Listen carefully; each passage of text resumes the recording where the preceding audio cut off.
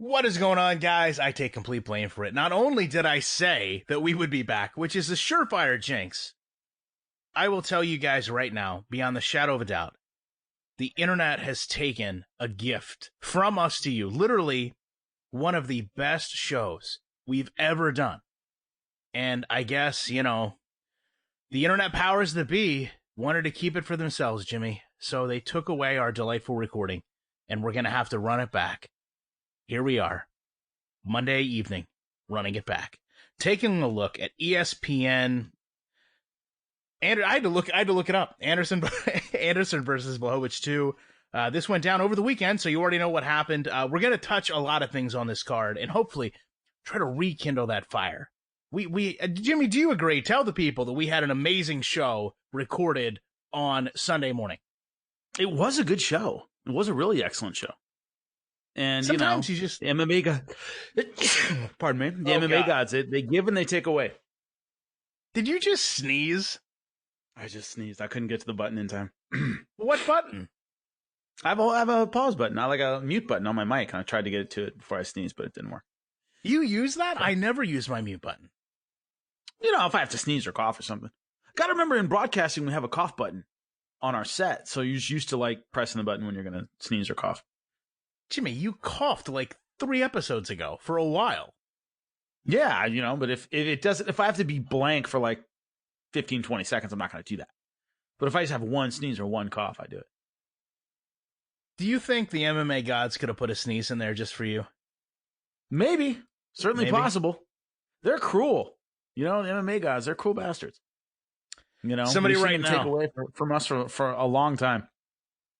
Somebody right now is typing 2 minutes. They finally start talking about the fight. So we're going to just gloss over Devin Clark to Quan Townsend because we did mention it in the pre-show. Very one-sided. Devin Clark put on a great performance. Obviously, we said loser leaves town match. Probably going to be here. I won't say anything negative about the Quan Townsend because he probably will be making an exodus from the UFC relatively shortly. Jumping, though, to the main card, Lando Venata versus Yancy Medeiros. Jimmy, this was a great fight from what we talked about in the pre-fight, but when it actually came down to getting the fight done, a little bit labored. We never really saw, I guess what I took the most from this is Venata, really unconventional, great in terms of exciting, switches stances, very explosive, but he was letting Medeiros pressure him and then backing up, and we just kind of saw like a time where Venata would not accelerate and just go 100% for a finish, and Medeiros was kind of just not willing to get past that initial damage to go inside and try to make something happen, and you were left with a really weird feeling out period for 3 rounds that ultimately went Venata's way 100%. Yeah, it was one of those things where Venata had a sharp counterpunching style, really awkward, hands down, a lot of movement, and Medeiros wasn't throwing the kind of volume that can get past a style like that. Meaning, Venata was throwing some sharp punches. I thought he was. But Medeiros is not a heavy-handed puncher. He doesn't do a lot of damage with one shot. He generally out-volumes opponents. And in order to get past that kind of funky counter-striking style, if you throw 4 or 5, someone can time and counterpunch 1, 2, maybe 3. A volume attack is very hard to counter because they don't commit behind any one particular shot. It's one of the reasons the Diaz brothers are very, very hard to counter. So Medeiros never threw enough to get past that style. I thought after round 1, which Venata I thought clearly won, he was snapping good punches. Medeiros would kind of hit the screw it button in round 2, come in, and we'd see the slugfest that he's known for, the kind of fight he tends to win after losing to Cowboy and Gregor Gillespie. He would kind of get back to his roots and throw down Hawaiian style a little bit more. And he seemed cautious from the end of round 1. I think that cost him in this fight. He never turned it up enough to get past the awkward style of Venata. We did not mention Ray Borg's fight, and we had not completely covered, other than his wins before. He has came out infamously and said, listen, if I have another weight issue, I'm going to go ahead and call it quits. He has a weight issue coming into this fight.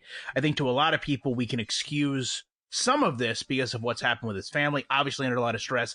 And let me just say, I'm glad his personal life seems to be going in a better direction. But at the same time, from a discipline standpoint, and from the standard he's come out and held himself to, no one else told him, hey, you need to leave if you can't get this sorted out. He put that on himself, a lot of pressure, comes in heavy again, and we just see him dominate a fight, not totally because of the weight, but certainly we know, if you look at the statistics, fighters that miss weight come in heavier, do better against their opponents. Do you think at this point, all the good gestures aside, all the statements where he wants to get this corrected and he wants to not have this be a problem anymore, do you think it's time for actions to override those words and for Ray Borg to step up?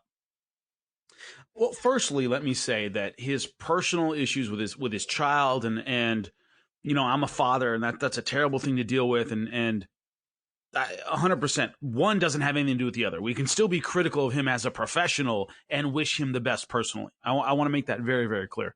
And I wish him the best personally, and I'm glad things have straightened out to some degree. Once you say, man, if I have another problem making weight, I got to switch weight classes. He's got to switch weight classes.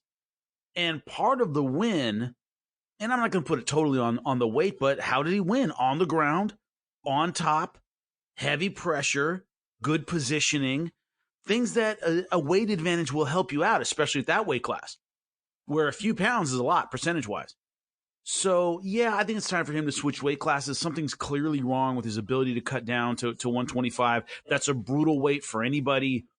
So I think it's one of those things where he needs to step up to 135 because the losses mean less and less and less as you miss weight. There's always literally an asterisk a lot of times next to these wins, certainly in the minds of the fans. So I don't want to see a guy with his talent, and I believe he's an incredibly talented fighter, have that happen over and over, right? What are we talking about? We're talking about the controversy. We're not talking about the fight. We're not talking about what he did. We're not talking about the great takedown, the great jiu-jitsu, which I really appreciate myself. We're talking about, God, he couldn't make weight again. I don't want to see that happen to a talented fighter in his prime. I want to see wins where we go, yeah, man, great performance. Rather than, had a weight advantage. Did that factor into the fight? And I believe it did slightly. It's just one of those things where I don't want to see that happen to him anymore. Yeah, it also doesn't actually hold a complete fight for whoever he fights during these things because, as you said, it's an asterisk, not just for him, but for whoever he's going to win or to lose for that matter, too. He's a very talented fighter. At this point, like you said, you need to hold himself to the standard of either make the weight, which now you've proven time and time again that you can't, step up, and you'll be just as competitive in a higher weight class with the skills and talents that he has. And maybe, just maybe, we can focus on that in terms of the competition side of Ray Borg rather than the side where he's just not making weight and coming in with what some would say is an unfair advantage and then fighting to those advantages, which is smart, but from the fan side, not exactly what we want to see. Transferring into things we don't want to see, the first of two illegal knees of the night comes with Brock Weaver. This guy came in, a lot of hype, obviously, of course, gets thrust on the main card. Now, there's also a lot of fan confusion. This was an illegal knee that pretty much knocked him unconscious. The fight immediately stopped. We saw, and we'll talk a little bit later, a different type of illegal knee. Although they're all illegal and they're all knees, I guess we grade them in different fashions. This is just one of those things where, and we talked about it in the long lost recording so finally, Jimmy, you don't train knees. I don't understand how this happens. As long as we've been watching this sport, as long as some of these people that come into the sport have been fighting, and we're seeing a younger demographic fighters come in, early 20s, mid 20s, they've never been in Pride. They know Pride rules exist. We all love Pride, right? Like it's a badge of honor for a lot of us. But listen, knees to a down opponent really aren't legal anywhere. So how some of these things happen to not just fighters here, but go back to Greg Hardy. Is it composure? Is it aggression? Is it being careless? How does this happen at the highest level of the sport? The issue, they're twofold. Well, number one, I want to give the referee a lot of credit. Referees a lot of times don't get credit unless something's wrong. He immediately jumped in, immediately waved off the fight, didn't try to, pull Vargas back to his feet and ask him how he's doing. It was, you're out, fight's over, stop. Really good reaction by the referee. I forget who it was, but hey, hats off to him. I thought he jumped right in there, made a bold decision. Fight's over. That's a DQ. This guy cannot continue. You know what I mean? None of the back and forth that we're going to talk about later with Diego Sanchez. Good performance by the referee. And this was not a transitional position. He wasn't standing. He threw some knees and then he dropped to one knee suddenly. And so, he was mid-knee, couldn't stop it from throwing, or he's mid-combination and couldn't do anything about it. He started out, Vargas, on his knees. He was down when the knee was first thrown right to the head. This wasn't targeting the chest and it slipped. It was just flagrant. It was a bad call by him. And as you said, it's not legal anywhere. So it's not like, oh man, certain kickboxing rules, elbows are allowed, some elbows aren't allowed, some knees are allowed, some aren't allowed. It isn't that way anymore with MMA. Unless you're fresh out of ONE FC or something like that, knees on the ground aren't legal in the United States on a grounded opponent. So just bad decision making, and it cost him the fight. And to the referee's credit, stepped in and made a bold call, and I completely agree with it. But Brock Weaver, man, you can't let your emotions get the better of you in those kind of situations. Good decision making is the foundation of success when it comes to MMA at the high level, and he didn't have that. We had both sided with Montana De La Rosa coming in against Mariah Barella. Does an incredible job, a great performance, really bounces back from her loss to Andrea Lee. Solid 30-27 all the way around, just really imposing on the ground game. It didn't look bad, when the fight was on its feet too. Just really kind of one of those wins she needs to get back. Flyweight division doesn't have a lot of finishes, but when you see dominant performances from bell to bell, it kind of lifts an eyebrow a little bit. And I think she did exactly what she needed to do to get back on track here and make herself look like a contender, or at least start to rebuild contender status again. Yeah, great ground game, great takedown, great top pressure, everything I love to see. And then what happens, I think it was in round 3, dropped her right on her butt with a beautiful right hand. So that was kind of an exclamation point on the victory itself, but it was basically won by her jiu-jitsu. When you and I broke this down, we thought the one who had the jiu-jitsu advantage and the pressure advantage would win the fight.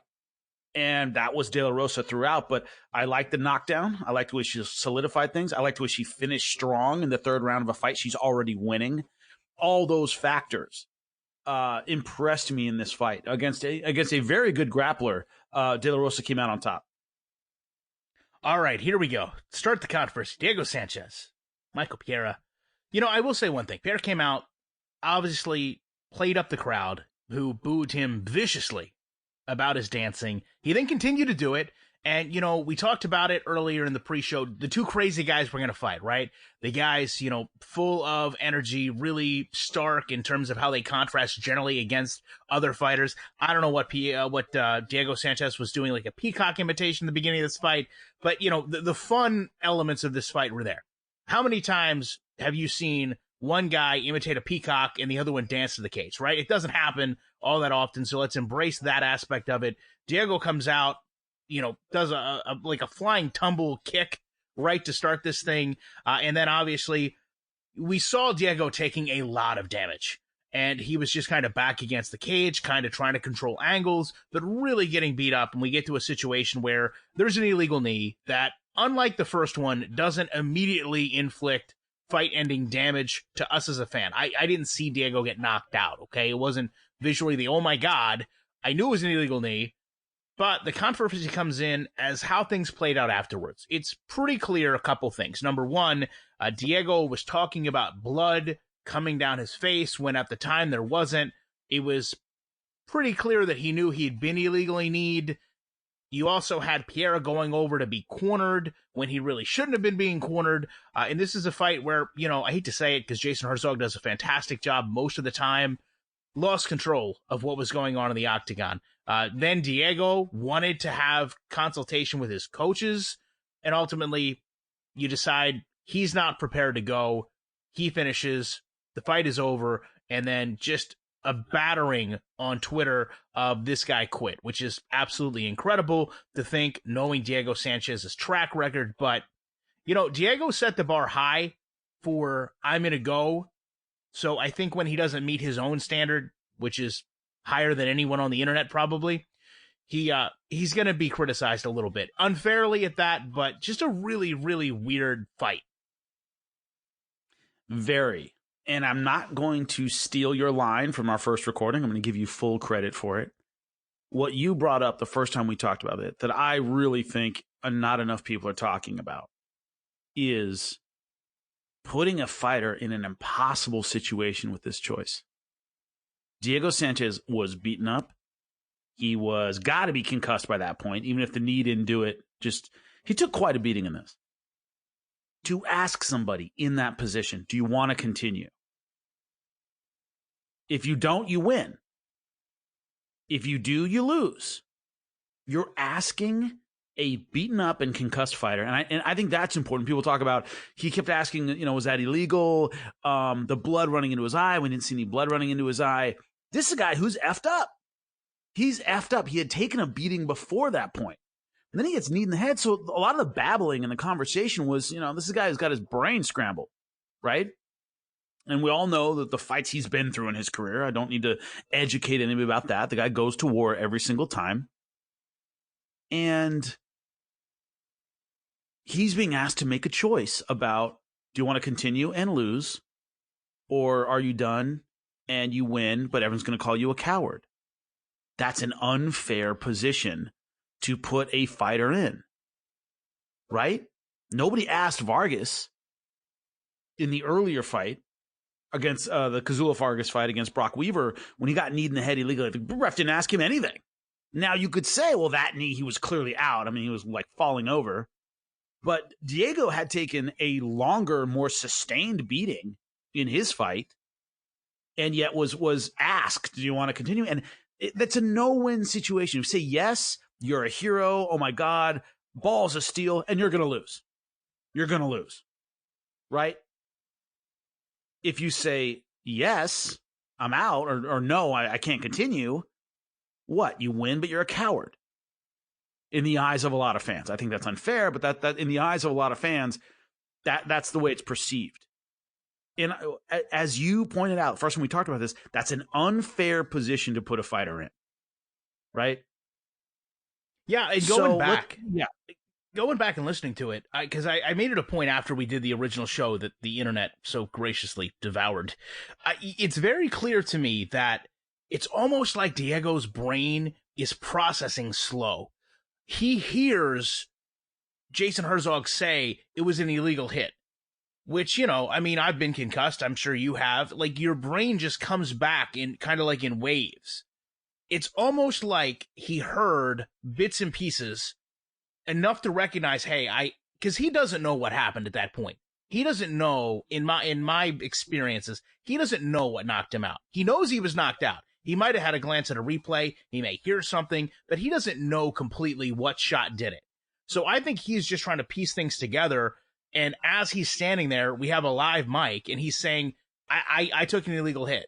I can't continue. It was an illegal hit. Almost convincing himself, like, no, I can't continue to do this. I just got illegally kneed. That's right, Jason Herzog. I'm done. It was an illegal hit. And the way it came out just sounded odd. But when you really sounded like he was and confirming it was illegal before he quit. Right? Yes. That's what the fans hear. Oh, it's illegal? Okay, I'm going to quit because that gives me a DQ win. What we're saying and what you're saying, if I'm listening to you correctly, is it's also a concussed guy talking through the details in his own head because they're, like he's trying to figure out what's happening. And I don't think the fans realize that.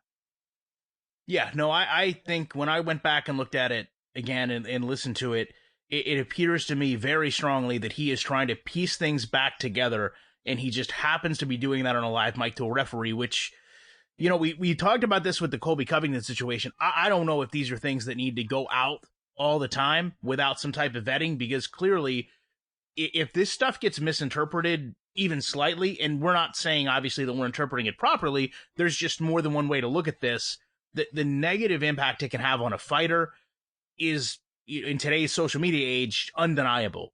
Diego Sanchez went from being an absolute murderer that will fight through broken glass and alcohol, and meaning like I'm going to cut myself and crawl through alcohol, not he's drunk, to just rubbing alcohol. That's what we're saying. Rubbing alcohol. That's what I was saying. To being just, some of the things that people said about this man blows my mind.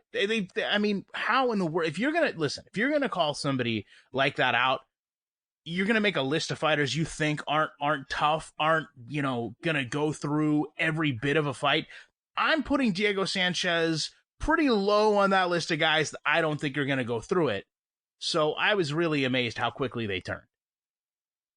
Yeah, and it's sad because one thing I saw a lot of, and you have to acknowledge it, is a professional athlete faced with, do you want an extra $100,000 or not? In any other sport would be a fool to turn it down. Diego Sanchez is still a professional athlete, right? And so the idea of he got hit with an illegal knee in a fight he was losing, and you're giving him a choice as to whether or not to win, most fighters are going to choose to win rather than continue fighting and lose. I don't believe he made a choice a lot of fighters wouldn't make under those circumstances. And I want to point out something very, very clear. Michael Pereira put him in that position with the illegal knee. Right? Yeah, he put him in that position. It's his fault for throwing an illegal knee. Diego Sanchez's choice is Diego Sanchez's choice. But Pereira put that choice on him with an illegal strike. So why is it on Pereira? It should be on him. He's the one that threw the knee illegally, you know? And I saw the same thing, John Alessio versus, Caveman Rickles in Bellator. Caveman's putting it on John Alessio, just murdering him, and then has him down. The fight's about to be stopped, and he throws a knee right at his head. And Caveman just walked around the cage just kicking himself. Alessio couldn't continue, and it was over. I don't even think he got DQ'd. I think they called it a no contest. But, it's one of those things where you go, you gave it away. And Caveman knew it. He didn't come up to Alessio and go, oh, you're a coward. He went, I gave the fight away. Pereira gave that fight away. So we have to understand that in a professional way, in terms of following the rules and not doing anything stupid, it was Pereira who gave this fight away. Not, Diego Sanchez took the coward's way out or anything like that. I wouldn't say that ever. Yeah, he's asking, can you continue? Not, do you think you can still win? Do you want fight of the night bonus? That's how people perceived it. Yeah, exactly. All right, so we had been a little critical with this being a paywalled ESPN Plus card. That's like the fifth time we've acknowledged it for those that were upset the first time we didn't bring up the fact that you have to pay for ESPN Plus, apparently. John Jones in attendance in New Mexico, where he's, walking on water practically, beloved there, fought from there for a long time. We have a fight where you and I both said, hey, listen, to jump Reyes in line, you got to put on a performance. You got to show a spark. You got to do something big. I thought Corey Anderson had this fight.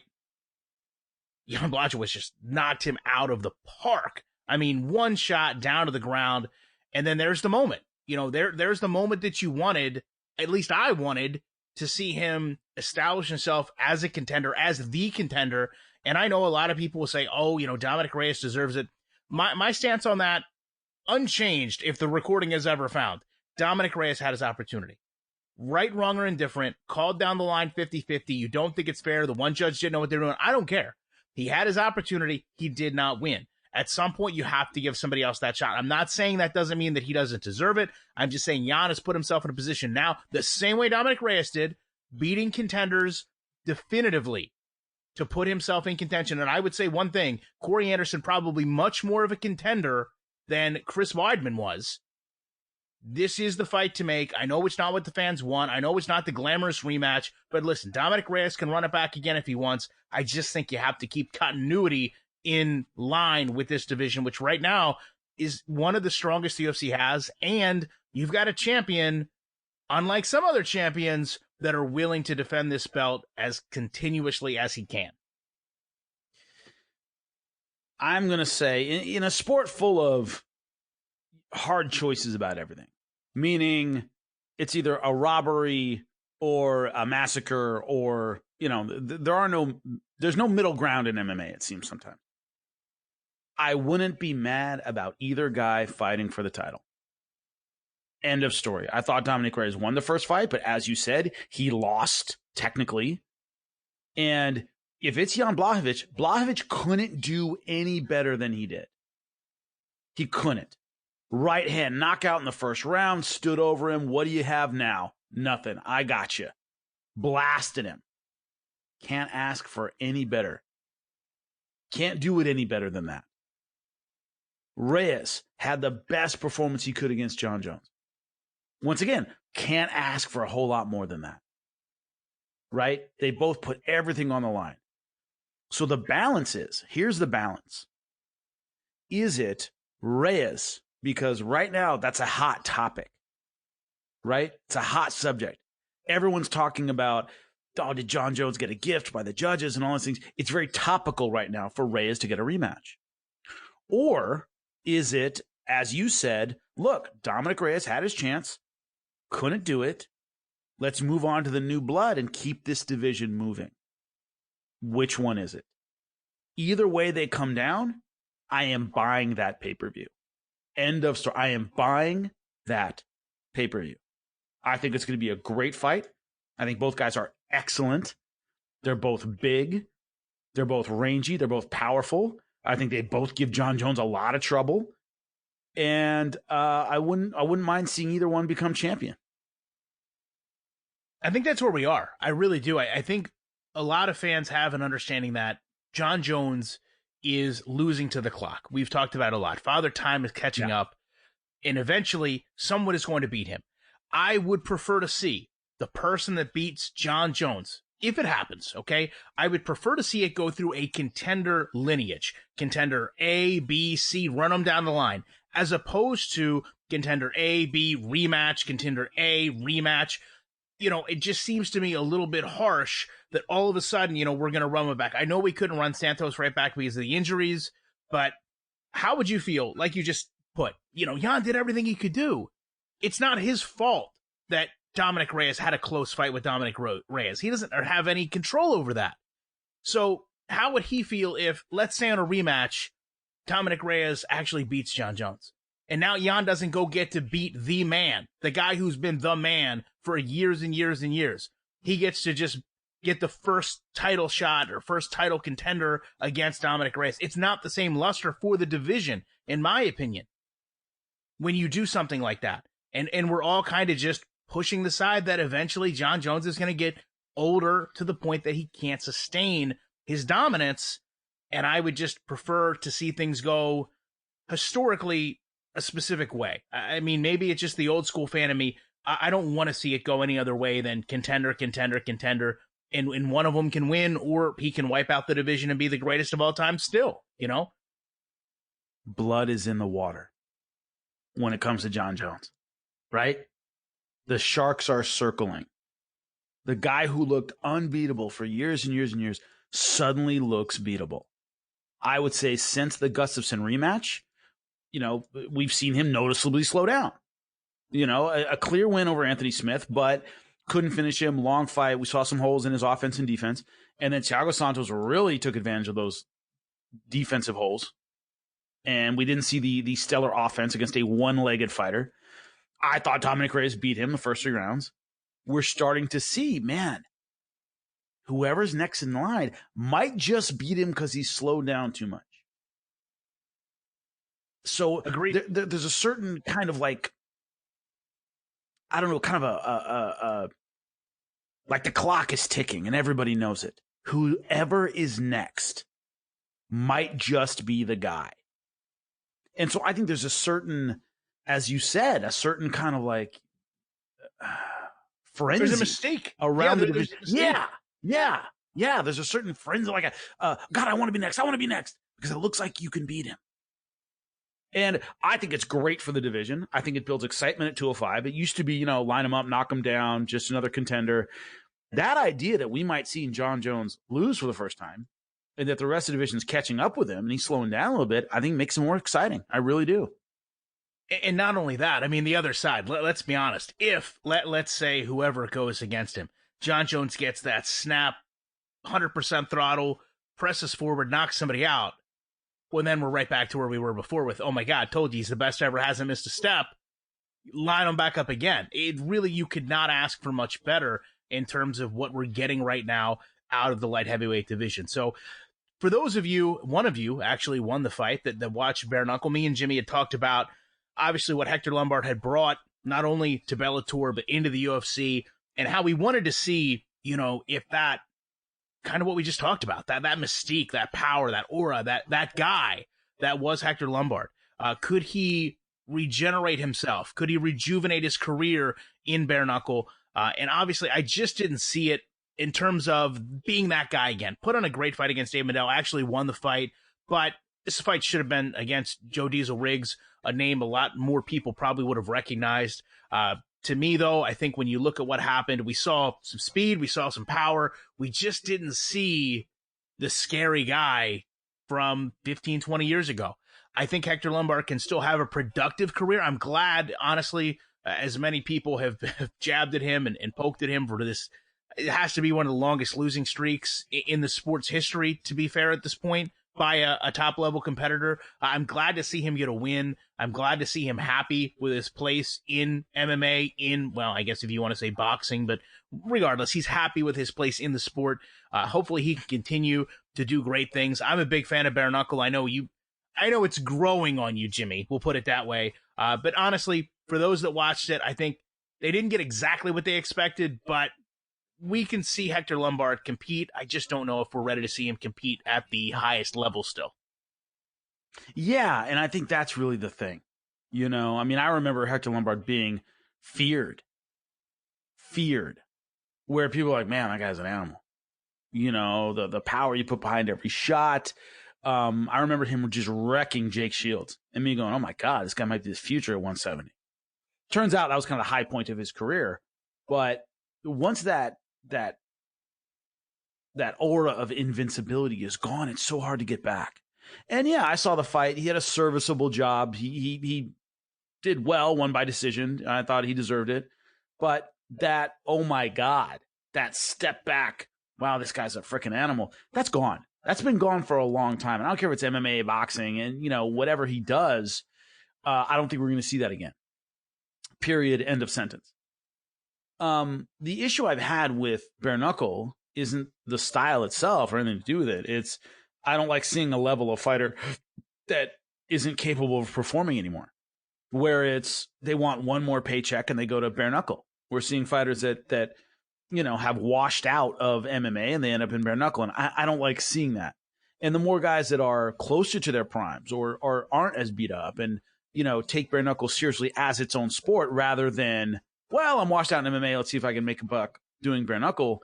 The more we see competent athletes involved, the more I'll like it. Well, generally, we end the show the same way. I will simply end the show that I hope you guys heard this. And if you did, we will be back in the week with more commentary.